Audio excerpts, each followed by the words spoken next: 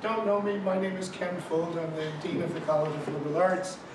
And it's my great pleasure to introduce our 2011 recipient of the Lindberg Award, Professor Charlotte Witt. Before I get to that, is Jan here? Jan, he is there. I'd like to introduce Professor Jan Galinsky, who is the 2012 recipient of the Lindberg Award, and will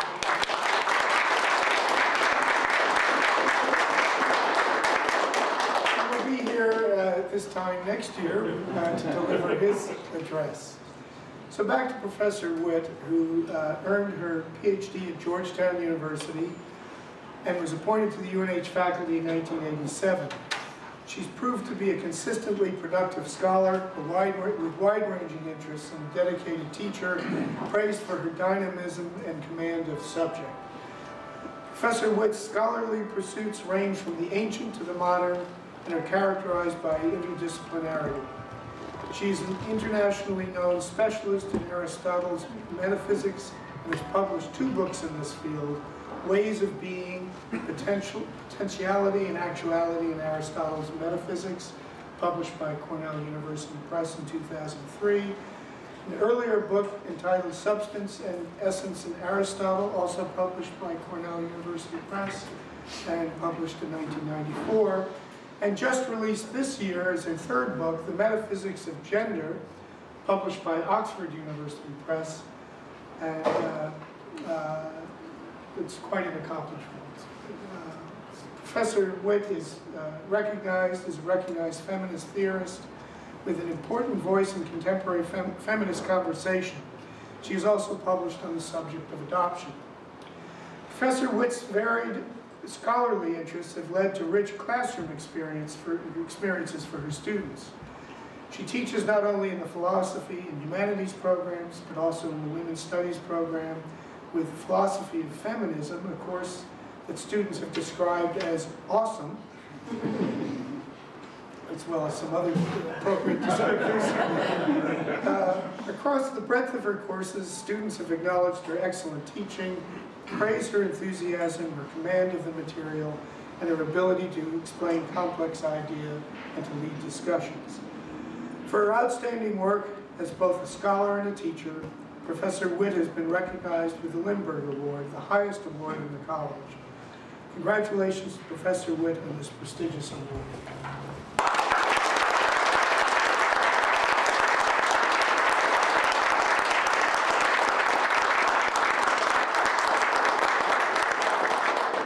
Professor Witt's lecture today is entitled Gender Essentialism, Identity or Classification.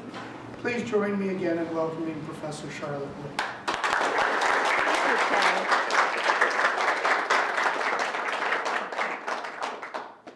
So first of all, I want to thank you all for coming inside on such a beautiful day.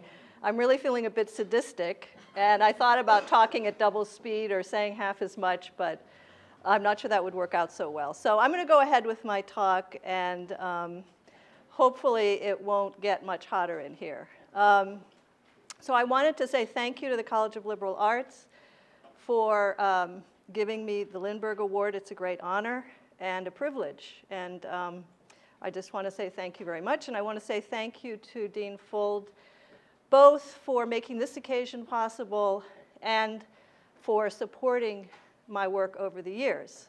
So, and I'm also grateful to the Humanities Center for support of my work as well. It's been extremely meaningful to have such a supportive environment for my scholarship, and I appreciate it deeply.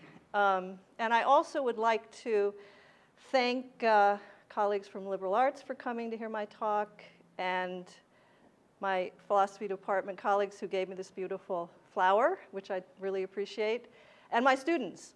So thank you very much for coming, and I hope the talk is interesting. So my topic today is how to understand what is called gender essentialism. And I'm going to start with just a few general comments about it. And that is to note that feminists have been debating gender essentialism for over 20 years, maybe 30 years. And this debate ranges over very broad topics. in metaphysics and epistemology, including topics like realism versus nominalism. I'm going to be talking about that particular debate today. And don't worry if you don't know what realism versus nominalism is, because you will. And nature versus nurture. Not really going to talk about that much, except if someone has a question about it. And individualistic versus relational conceptions of the self. So this debate about essentialism really touches on a number of different areas, philosophical areas. So one purpose of well, it seemed to me as I was getting involved in this debate that it's often unclear what notion of essentialism is at issue. So some feminists think that one's gender is essential in some sense, and others disagree with that. In fact, I'd say 99% say no, and maybe 1% say yes. But what I was interested in this debate was what notion of essence was at work. So one of the things I want to do in my talk today is to distinguish and to contrast two ways of thinking about essences, which yield two very different pictures of what gender essentialism is. I mean, what it means to say that gender is essential. So let me explain. When I began writing The Metaphysics of Gender, I'm so proud of my ability to make slides now. When I began writing The Metaphysics of Gender, I would have occasion to describe my project to family and friends. When I asked them whether they would be the same individual if they were a different gender, the response was always no.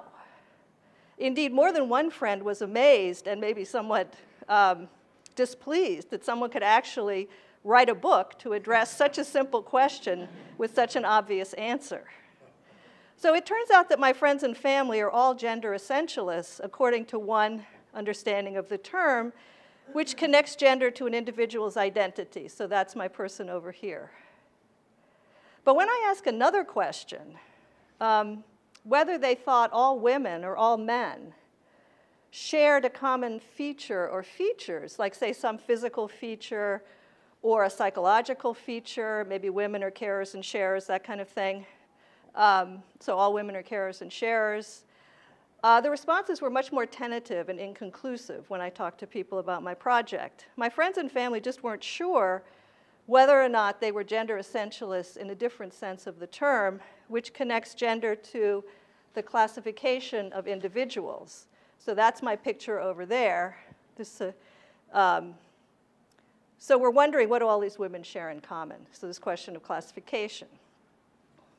More significantly, this question just didn't matter to them. They would say maybe, maybe not, with a shrug. That was a perfectly acceptable answer. It didn't seem to point to any issue that was of interest to them.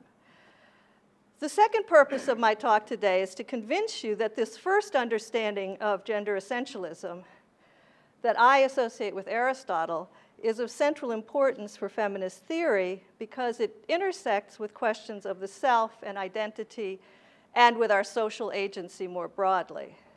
In contrast, the second understanding of gender essentialism, what do all these people share in common one, which I associate with Locke, and here, because my colleague Ruth Sample is in the room, I'm going to have to refer to Locke, since she's a Locke scholar, and I wouldn't really want to make any claim about Locke, so I'm talking about Locke as he is commonly understood by people who don't really understand him very well, just to ward off that kind of question, which I can feel coming, incoming. So this other question, which I associate with Locke, while philosophically interesting, is not particularly important for feminist theory, or so say I. And this is surprising, since the feminist debate over gender essentialism is framed entirely in relation to the second or Lockean understanding of what essentialism means. So how could this debate not be important to us as feminists? I'm going to address this in my talk. To see how it might not be as important as the Aristotelian question, I need to say a little more about the differences between the two essentialisms, and I'm going to begin with the Lockeans. Lockeans are interested in how to determine or fix membership in kinds or groups, like women or men or human beings or academics or students or any group you can think of. Lockeans disagree among themselves about the basis for classifying individuals into groups. And this lies at the root of the debate in feminist theory. Gender realists think that woman refers to a universal common to all women, and that this is the basis for group membership. So in other words, there's some common universal that's shared by all those women, and that's why we group them all together. Gender nominalists deny these claims for a number of reasons, which I'm going to discuss a few of in a moment. So they say women don't share any property in common, and they're left with a somewhat problematic and possibly counterintuitive view that the only thing that women share in common is the label or the name. That's where nominal essence comes from, right? All they share is a name. So, in contrast to that problematic and that debate, Aristotelians are interested in a particular relationship between individuals and their properties. Traditionally, an individual's form or essence is the cause of being of that individual. Aristotle thinks that its form or essence unifies a heap of parts, namely, think of house parts, windows, doors, bricks, a chimney, a skylight, into an individual, a house. So Aristotle's theory is about how individuals are constituted as individuals out of their parts, which has nothing to do with the classification of individuals into kinds, or the conditions under which it is appropriate to apply general terms like woman to individuals. So I'm going to proceed as follows. First, I'm going to deepen the contrast between Lockeans and Aristotelians. Next, I'm going to consider, if I have enough time and people haven't actually fainted, an objection to my view, because that's what we philosophers like to do. You know it's not a real objection, or I wouldn't consider it publicly. And finally, I'm going to conclude with a brief consideration of why any of this matters. I may skip the third part and just go to the fourth part. All right, so Locke's project, nominal essences. Right. So it's hardly front page news that Locke rejected the Aristotelian and scholastic tradition concerning essences, individuals, and kinds. After all, Locke's project is classification, and his view is there are many possible ways to classify individuals depending on our projects and interests.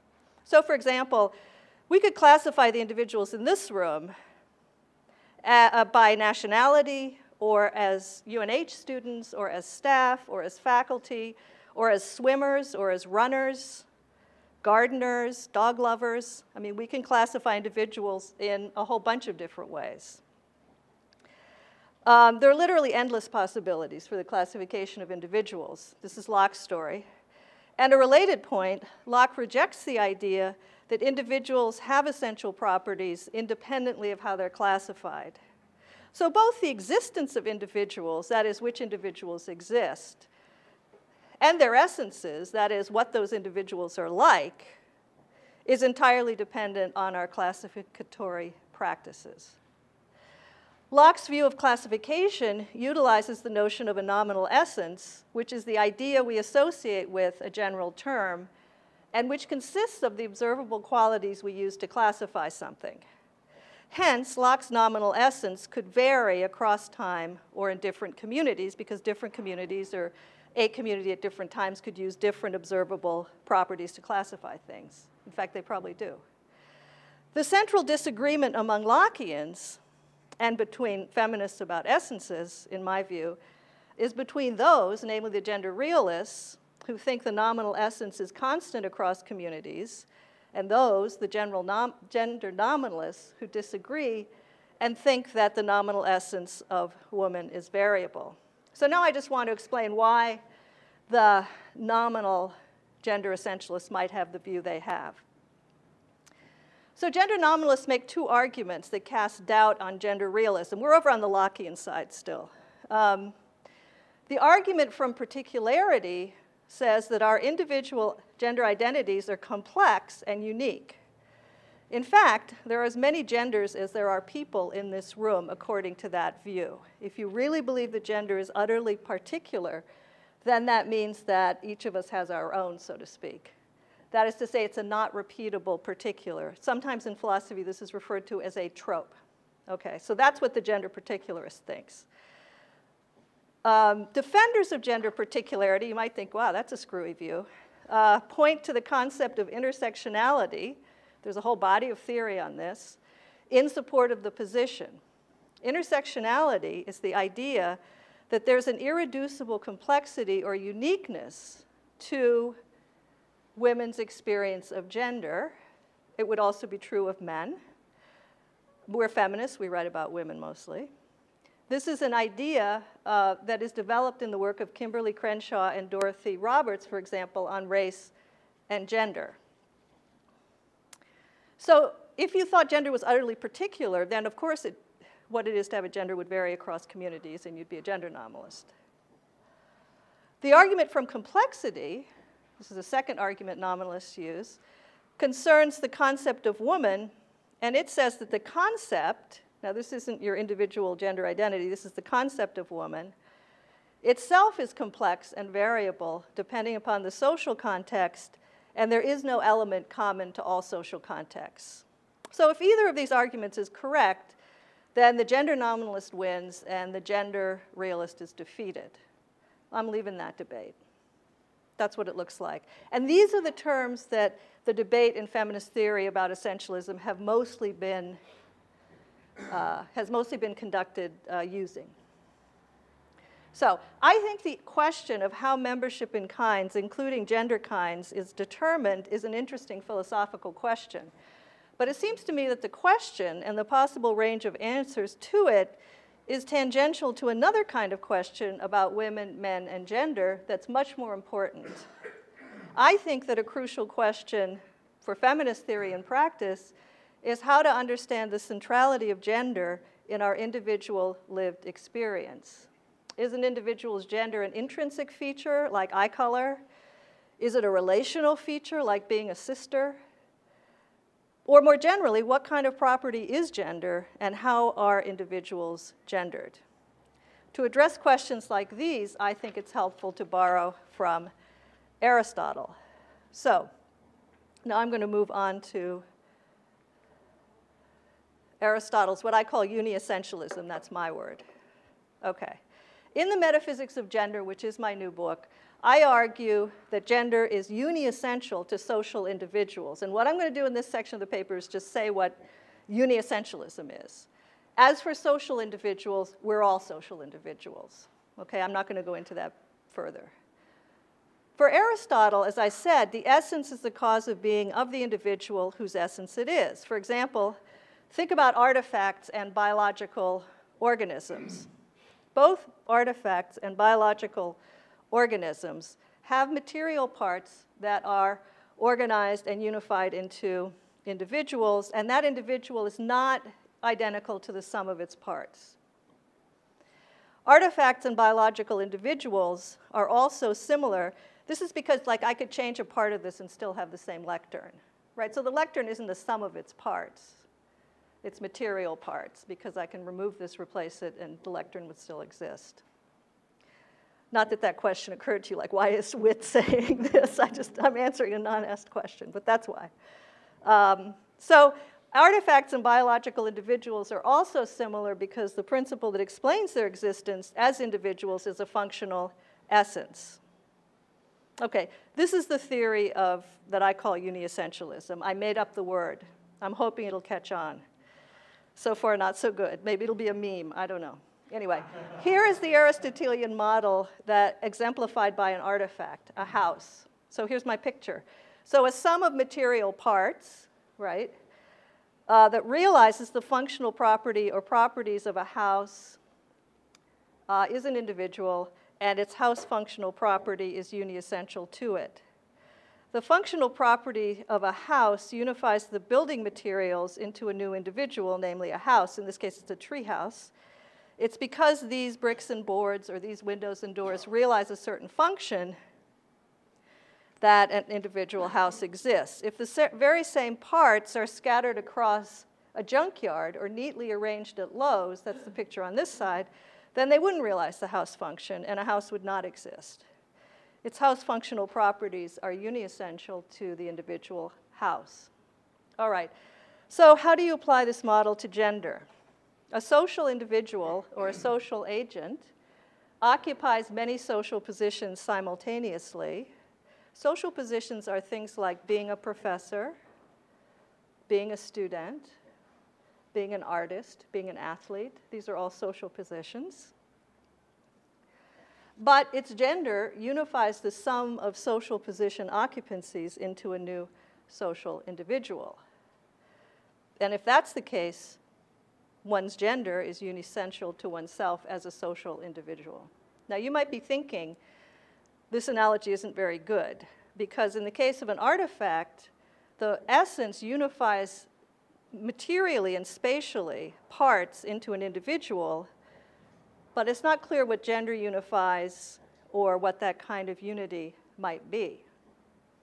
So, here's the idea. At any given moment, a social individual, you, me, occupies multiple positions: professor, parent, daughter, student, dean, associate dean. And each social position has with it an associated set of norms. So every social position, you're a dean, there are certain norms that govern your behavior by virtue of you occupying that position, right? And that collection of norms I call a social role, and in fact, so does everybody else. All right, if you're a student, certain norms govern your behavior. When I give this talk, sometimes I say one of the norms is you don't walk out in the middle of a talk on a beautiful day. That may be a norm that you're not aware, but it governs your behavior. Anyway, and then always a couple get up and head for the door. But rebelling against a social norm doesn't mean it doesn't apply to you. It just means you choose not to fulfill it, which of course is an option. Anyway, so for social individuals like us, the kind of unity at issue is normative, and the things to be unified are social roles or sets of norms. Now, I argue, and I'm not going to argue here, that social agents require a principle of normative unity. In other words, I think there has to be a unifying principle, and some people would disagree at this point. But I make an argument for that.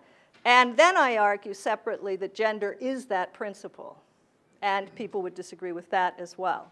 So it's kind of a two-step argument.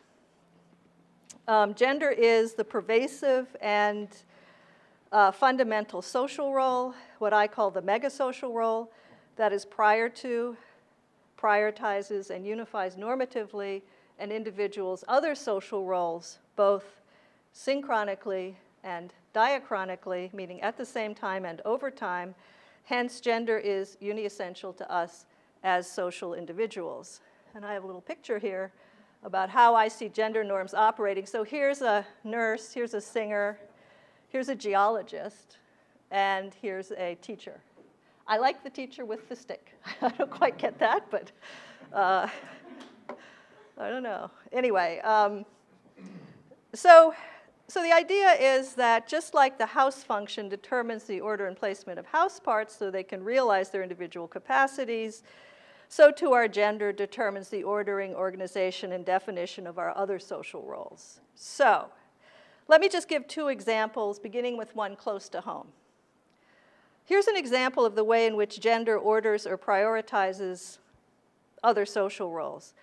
Some institutions like UNH give parental leave when a child is born or joins a family through adoption. Although this leave is available to both parents, many more women take it than men. In fact, on a study that was done on this, only 12% of men take this leave, and 69% of women take the leave. So if the individual is a woman, her gender norms concerning parenting and maternity will trump the norms of her academic social role. Whereas if the individual is a male, the norms of the academic social role, pretend you're working all the time, just kidding, will trump even a free leave. You know, I mean, that's how strong the norms are. You can take a leave, and of course you won't be fulfilling the academic social role if you do that, and that's so prioritized that that your gender doesn't, I mean, you don't have any gendered norms along that line. But for women, their gendered maternal norms are such that they tend to take the leave. Okay, so that's an example of how gender can be prior to another social role, which you might actually feel quite responsive to, and it won't make any difference. So that's an example. And then the second example, this is just trying to show how, or that, or just a quick taste of how I think gender roles inflect or help to define and specify the norms governing social roles which by hypothesis are not gendered, right? And my example is being a doctor. So, you know, there's a social role that goes with being a doctor, but it turns out that that social role is quite different whether you're a female doctor or a male doctor in terms of the values that that individual checks off, say, in a survey, and in terms of other sorts of decisions that that individual makes about their profession, their medical profession. And again, it's another example which one would think was entirely gender neutral normatively, but it turns out it's not. So those are just two quick examples of how I see gender as playing various roles in relation to other norms that an individual might feel bound by. So for the Aristotelian, gender is not an isolated feature of an individual, but it's thoroughly intermingled with most of that individual's other social roles. I'm going to skip.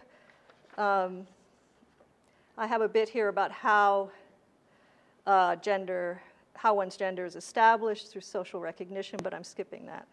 In a nutshell, gender uniessentialism provides an account of how we're gendered beings that's directed towards the role of gender in our social agency, which is very different from an account of gender that's directed towards understanding what it is that all women have in common, or all men have in common, or so I think. Sadly, not everyone agrees with me. So an objection that I often hear to this brilliant theory is that actually, conceptually, you can't separate the Lockean project from the Aristotelian project. There's just one project. I'm going to say this very quickly, and I'm not going to read it. Maybe I'll read a little of it. But so the objection is, in order that an individual exist, it must be labeled under a sortal or a universal as being an individual of a kind. For example, a horse or a human being or a student. So the individual's existence and its membership in a kind are simultaneous and inextricable. And if that idea is right, then there really is no difference between Lockeans and Aristotelians, and my project can't get off the ground, okay? I'm just going to cite an example that's supposed to show you that these two kinds of essentialism are not conceptually intertwined with one another. So think about a biological organism. So we can ask two kinds of questions about it. What makes it an individual? What is it that makes us say, oh yes, this is an actual organism that has some function and some existence as an individual? Now, it might be part of something larger. That's compatible. But it has some kind of existence as an individual, and how do we understand that? Right? That's one kind of question we might be interested in, and a very different question, and a question that's still outstanding, as we were talking earlier with Ruth, which is the question of what is a species? So the questions of this, so how do we group organisms? How do we group animals? That's a completely distinct question for which there is no settled answer, right? So some people think that species are natural kinds, right? Some people think that they're sets. The natural kind view was down, but now it's back. Some people think they're just sets. Some people think that they're individuals, and what we would think of as individuals are parts. So they're lineages, which are individuals. So some people think that. Some people think you have to pick one. Some people think that science needs multiple notions of species, and that some of these work in some explanatory contexts and some of them work in other explanatory contexts. My point being, this debate goes on quite independently of this debate. These two debates aren't conceptually linked with one another, or at least one can meaningfully ask what makes this an organism without settling the question or even having a view about what a species is. And I know this because lots of philosophers of biology don't have a settled view about what a species is. All right. Now, suppose I'm right about all this. You might be thinking, so what? Here are 3 reasons why I think my view is important. That is, that there is this other way of thinking about essentialism, what that other way is. So, reason number 1, it's important to have an alternative to biological conceptions of gender, I think. So one of my motivations, in fact, for thinking that gender is different from social identities like race and sexual orientation is the universality of gender as a social category. So philosophers can meaningfully ask the question, and in fact classicists ask this question as well, was race invented in the 18th century? Liddell McWhorter just wrote a book about it saying yes it was. Okay, so I'm not saying you'd have to agree with that answer, but you can raise the question. You can, classicists have written about, does Plato have a concept of race? Does Aristotle have a concept of race? Was there a concept of race in classical antiquity? Similarly, was there homosexuality in classical antiquity? Right? A question that almost seems like a reductio given Plato. But it's a real question because it has to do with forms of social life and how you understand them. But there just isn't any question like that with regard to gender, right? Now, for some people, the universality of gender categories points in a biological direction. For some, so one current manifestation is what Cordelia Fine calls neurosexism. So there's an attempt to ground sex differences and therefore the fact that women don't get ahead in STEM disciplines on brain differences, right? Testosterone baths and the like. So my colleague Ruth Sample's an expert in this, and she's written a great paper on Simon Baron-Cohen's work on this topic and has pretty much debunked it. So ask her for a copy. But that's just one example of neurosexism, Simon Baron-Cohen stuff. There's a lot of it. So I think it's important for us feminists to have an alternative account of how we're gendered, one that points towards social roles in the social world, but that can also make sense of this important difference that I started out with about the universality of gender categories. So my theory does that.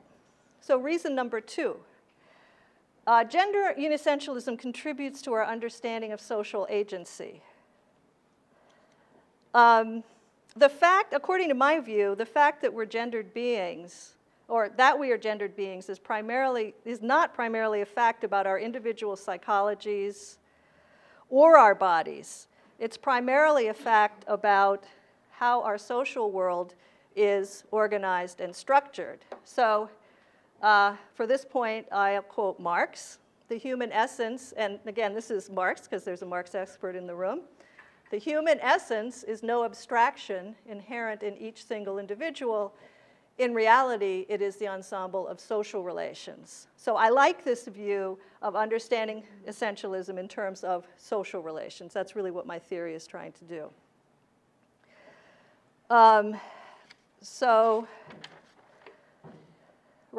my theory directs our attention away from individual psychologies, their conscious and unconscious biases and deformed processes of choice, and toward the social world, its available social roles, and the way in which its available social roles can and cannot blend into a coherent practical identity. And in saying this, I actually don't want to dismiss work on these topics, what I think of as very individualistic and psychologistic topics. But my work goes in a different direction, namely away from a focus on individual psychologies and toward the social world and its normative structure, which defines conditions of agency for women. So to the frequently voiced question, isn't the point of feminism to give women choices? My answer is no, not really. So I'm a pro-essentialist, anti-choice feminist, right? Not a popular view, but there it is. So the third reason why I think gender uniessentialism is important is that it connects with the experiences of women. you really have to teach students that gender doesn't exist. You really have to teach students that gender is a performance. In other words, that is not a natural attitude. That's something you really have to teach people. I teach people this all the time. So I consider the relationship between theory and women's experiences to be a theoretical and political issue in feminism. I began this talk by reporting some widely shared common sense views on gender identity that I encountered while thinking about the topic and writing my book. People just think they wouldn't be the same individual if they were a different gender, period. While it's important to note that this belief isn't a premise of my argument, so if you're out in the audience and you're saying, well, I think I would be, that I have an argument that doesn't use it as a premise, but I do think that a theory has to be responsive to what people think. So I'm an Aristotelian. For anyone who knows Aristotle, he thinks that your theory has to answer to the endoxa. So I'm an adherent of descriptive metaphysics and not revisionary metaphysics, just for the people who know that terminology from Strawson. So while it's important, gender uniessentialism provides an explanation. So on the assumption that a theory about women ought to engage the views of women, gender uniessentialism matters because it engages those views rather than dismissing or minimizing them. And I'm going to end with a quote from Jennifer Finney Boylan. The only dependable test for gender is the truth of a person's life, the life we live each day. Thank you.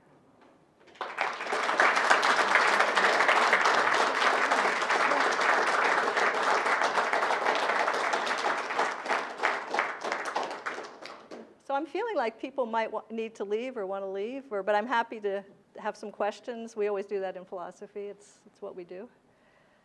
Yes, David.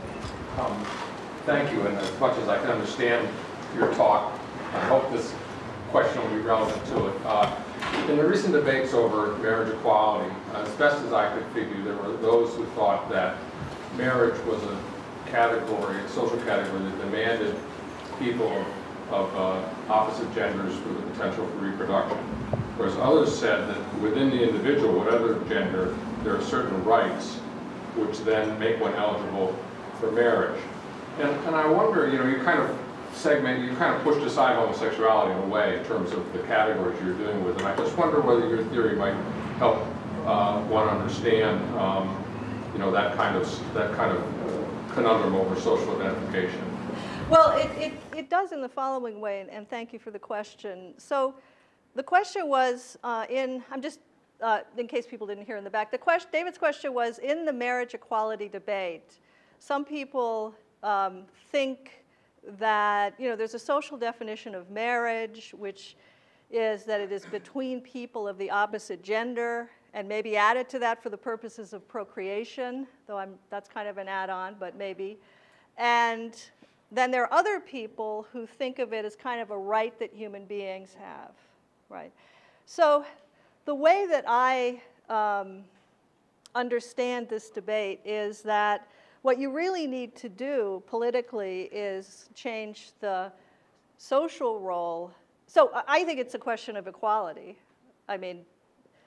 But I think what you need to do, I think that what's important is, so I think every time a state passes a law, you're seeing a social role change. In other words, we're watching right now the kind of social change that's important. So for me, a couple, so if you have a gay couple and they say to each other, we've always considered ourselves married privately. To me, what's important, I'm not saying that that's not legitimate, but what I am saying is what's important is to change the social role. And I believe that the changing laws are changing marriage. In other words, I think the people who say this is changing marriage are right, but I just think it's changing it for the better. So my view of social change is that it has to happen around these institutions. And so the private, I take you to be my wife, I take you to be my wife, is nice. Commitment ceremonies are nice, but they don't make it possible for people to live full social lives. until you change the institutions. I probably didn't answer your question. I'm trying to get at this. I just found very quickly. Yeah. Does Uniessentialism depend on the categories of male and female, or does it apply to homosexuality? Well, most homosexuals are men and women. So I'm wondering what. So I think that, put this a different way, I don't think that that gender is the only important social role. So race, just to use a different example, is a very important social role and inflects other social roles. And homosexuality is a social role that inflects other social roles as well. Does that make sense? So I actually think that gay marriage is going to change marriage, not just, I think the roles of man and woman are going to be changed, and in a positive way. I'm actually not big on the family, so I have other stuff, so, you know. But yeah, I think that changing the marriage, I think, so I think it is a radical change, but because marriage had been thought of with these very gendered roles, and then if you have two men who are married, how do you, those gender roles just can't stay the same. You're changing the institution. Yeah. Yes. Could you say something more about whether for you gender uniessentialism is prescriptive or descriptive? That is, suppose a society says, well, we don't want gender. It's a because it's not biologically based and because it has presents all these inequalities. Right. We should work to remove the category. Right. So there's two things about it. One is because I think of gender functionally in a society, there's a normative component to that. Because the function of something isn't just what it does, it's what it's supposed to do, right? So at that level, there's normativity. Now you're asking a different question, which is there anything in my theory that says that societies have to have gender categories? And the answer is no. Because I so I say that social individuals are socially recognized to be men and women based on their engendering functions. They're presumed engendering functions. So if engendering, which I can say more about, but if engendering was handled a different way, on my view, you'd have a society without men and women. So, and that might be good. I mean, the normative argument has to be done separately. I mean, one might think that the only way to do anything for gender equality is just to get rid of men and women as categories. That might be what you think. But you don't have to think that. So my view doesn't entail an eliminist view, but it is compatible with an eliminist view. And I actually believe that, and other people know more about this, like Val and others who do philosophy and technology and all that, Bob, are we going to replace, how is cloning and how are these other reproductive technologies going to, are they going to take over or not? We don't know. I mean, they might. Yes, Ruth. So, could I be wrong about my gender? Yes, you could not identify. So the notion of gender that I'm talking about is, wrong in a funny sense. You could not identify with the gender that you're socially recognized to have, and in fact, people don't. But that doesn't mean that you're not valuable under those norms. But you could be responsive to the norms by saying, that's not me. I don't identify with that. So when I use the word identity, actually I took this paragraph out because I felt sorry for everyone being so hot, but so gender identity is something that you get in the hospital. Gender identity is something you get in school. Gender identity is something that, doctors say, it's boy, right? Now you growing up might think, I don't feel like a boy, I feel like a girl. So I use the term gender identification for that.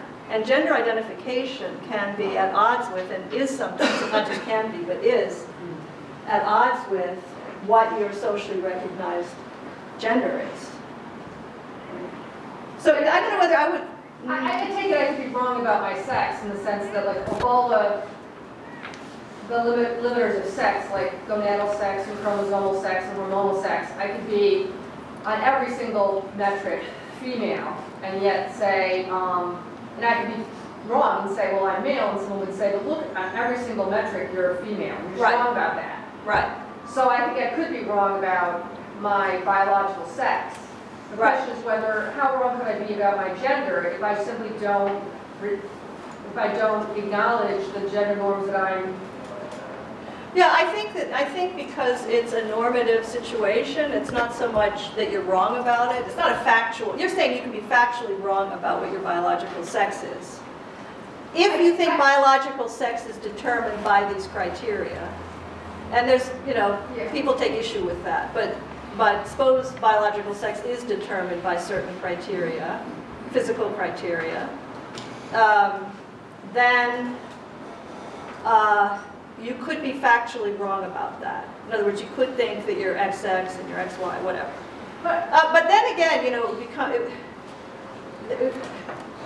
but with gender, it's more a question of you don't accept the gender identity that you are socially recognized to have. Now, because it's normative, well, let me just finish. Because it's normative, I don't think it's quite the same sort of question of factual right or wrong. The reason why I'm hesitating by making about making a distinction between the two is that some people argue that the biological sex identification is also normative. So no, my initial reaction was, well, one of them's factual, one of them's normative. If you're wrong in this case, it's certainly not in the same sense that you're wrong in this case, because it's factually wrong. And then I'm thinking, but actually, there's some norming that goes into sex differentiation as well. So, you know, you can ask about, I mean, I think that could be further problematized. But I don't think, but because I think, sorry, go ahead. I was just gonna, when I think about gender, I get confused sometimes because some of my students, for example, will say that they don't live under patriarchy because they simply do not recognize the norms of sexism around them. And so I'll point out that when they make points in class that the male students are actually discounting what they say based on their gender. Right. And a lot of them will just deny it. So I don't think that's really happening. And oh, that's it. Okay. And since I don't think it's really happening, because I just don't, to my mind, it's not real, I'm not really living under sexism, I'm not living under these gender norms. Right. And so then I try to straighten them out, usually unsuccessfully. Okay, so that's a slightly, so I thought you were asking a different question. I thought you were asking a question about a person who didn't happen to identify with the gender they are socially recognized to have, and whether or not that was a factual error. But you're not asking that really. You're asking me the question, does someone who has a gender, not arguing about that, no dispute about that, if they don't recognize that they've been interrupted, they've not been listened to, their words have been discounted, and so forth, are they making a factual error that that's occurring?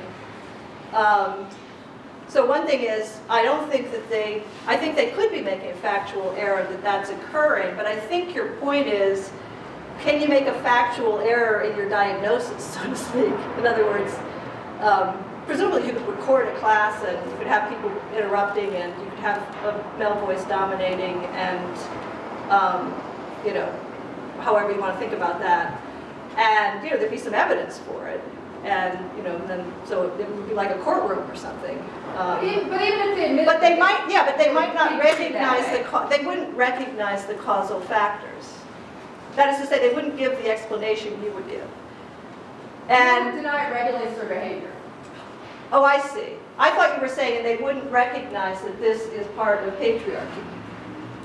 They would say that they're not really living under patriarchy because they're not really regulated by these norms. Oh, I see. Even once I point them out. Oh, so they say it happens, but my behavior isn't regulated by it. Right. Like yeah. Uh-huh. So I'm not gendered because I refuse to by norms. Wait, what do you think about those cases? Well, I don't think, I think that they are wrong. I mean, I think that they are being regulated by the norms, and we could probably come up with some pretty good evidence that they're being regulated by the norms. But they think it's a matter of interior, they don't feel regulated. But this is why I don't think feminism is about choice. You know, I don't think you get to say, I'm not going to be regulated. I choose not to be regulated by these norms. And by the way, this doesn't have just to do with feminism or women's situation. This has to do with how I think the social world works. That is to say, I think that social role obligations aren't ones that you can have nothing to do with. You can reject them. You can give every student an A. That's a way of reacting to those norms. That doesn't mean you're not evaluable under those norms. That just means, so this isn't a particular view about women. We're not in some vice-like grip of social norms and everyone else is skipping down the road happy. It's rather a view with no, you know, it's rather a view about how social normativity works applied to an understanding of women's situation. So, for many social roles, they are, you are under their umbrella simply by virtue of occupying a certain social position. So that's my theory. Yeah. Yes? Can you, since that quote is staring in the face, Which one? Marx. Oh, I want you to explain it. Well, I want you to connect the dots between what you're describing as your functionalist account. And right when I read that Marx quote, and I think as most people read it, that is, in human essence, is no abstraction. Right? In reality, is an ensemble of social relations. And obviously, social relations is a very loaded term for Marx. And most people would read that to be a kind of anti-essentialism, by which we would mean how we understand the concept of gender is a byproduct of various norms of social relations. So in the case of gender, it becomes fraught with all these inequalities based on the distribution of labor, and sort of we come to know gender in that way. And so typically that would be an anti-essentialist account. But now it gets, when you fold the functionalism in, right, now if you're talking functionalist in a Marxist sense, right, then we're talking, right, functionalist in a certain kind of, relative economic environment that changes over time and moves, you know, rather quickly, and, right, it's, the concept of gender is then very fluid and, you know, more or less anti-essential, right? Okay. But if you swing too far towards the functionalist account in some, like, I don't know, non-economic sense or something. So, I mean, the question is then, what do you mean by functionalist in a way that doesn't raise all these sort of Marxist red flags about, like, function within sort of inequality, right? Does that make sense to you? That part didn't make sense. The last part didn't make sense to me. What made sense to me was, look at, Marx understood various social categories as being relative to historical and cultural contexts, right? And you, Witt, just don't sound that way at all. In other words, the functionalist piece doesn't sound that way. So what I want to say is that the part of it that's, the part of my view that's flexible and historically based or recognizes history and changes has to do with understanding gender as a social role that can have very, very different norms.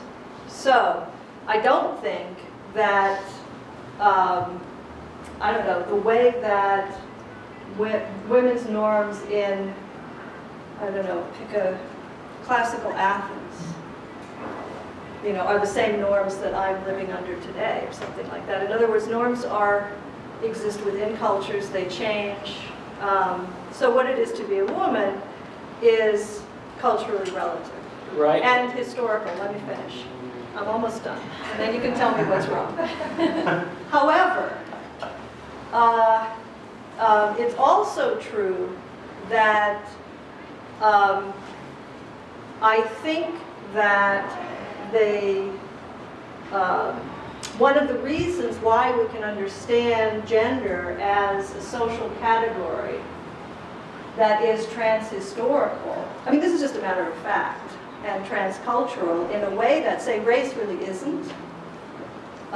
Race is very spotty. It has a very gappy history. And you won't necessarily, here and now and today, if you go to another part of the world, you won't necessarily be a raced individual. So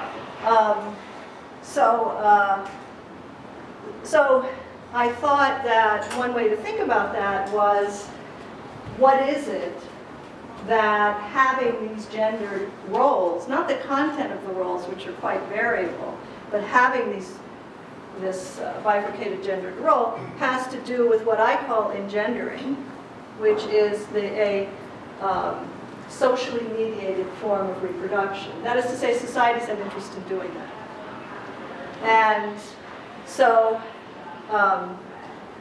so the functionalism, you're right, I'm thinking that for it to be gender, it has to be related to engendering. And I use this is not something I presented today, so this is more of what I wrote about in my book, but I use this metaphor that feeding is to dining as reproducing is to engendering. In other words, there are all these social norms that are variable, that are thick, and they're not reasonably related to the other activity, meaning there's no need for them, there's no way to really explain why there's this norm here and that norm there. And they change a lot, or they're very minimally related. So feeding, and for feeding, you know, if you eat something poisonous, you're going to die. Right? So there you go, there's a material condition for you. But dining is just this elaborately normed, variable institution, almost fetishistic in its norms at this point in our little part of the world. And so all that normativity and variability is built in there. I'm still not clear, and this may... And if engendering, as I say, was done by cloning, which could be, i.e. didn't involve bifurcated roles, then, you know, on my view, and this is probably a limitation on my view, men and women wouldn't exist anymore. Because, you know. When I think of the two things you're trying to avoid, on Right. the one hand, sort of the sort of The abstract, clumsy biological essence.